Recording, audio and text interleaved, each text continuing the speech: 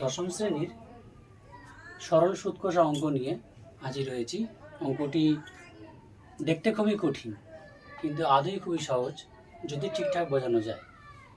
তো অঙ্কটি খুব সুন্দরভাবে বুঝিয়ে দিচ্ছি, দেখে নাও। এই ধরনের অঙ্ক প্রায় মাধ্যমিকে এসে থাকে।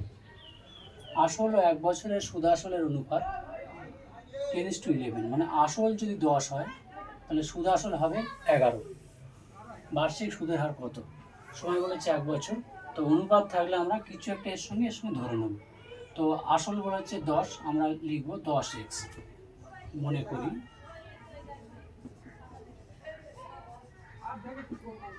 আসল এর সঙ্গে x ধরব, 10x টাকা। আর কি বলেছে? সুদ আসল 11 হচ্ছে সুদ আসল, ও সুদ আসল। সুদ আসল মানে আসল সুদের সমষ্টি 11 আছে, আমরা এর সঙ্গে x ধরে নেব।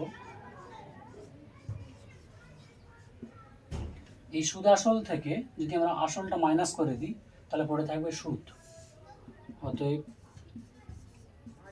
সুদ সমান সমান 11x মাইনাস 10x সমান 1x। 1 লেখা হয় না, শুধু x।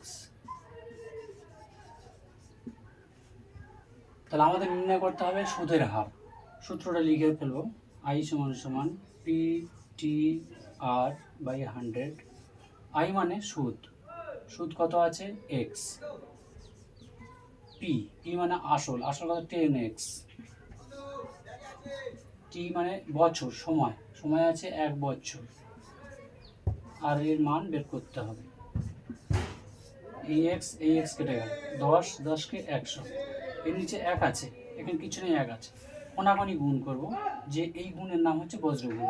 আর 1 কে আর সমান সমান 10 1 কে 10। তাহলে কি হলো? 10% হলো। অতএব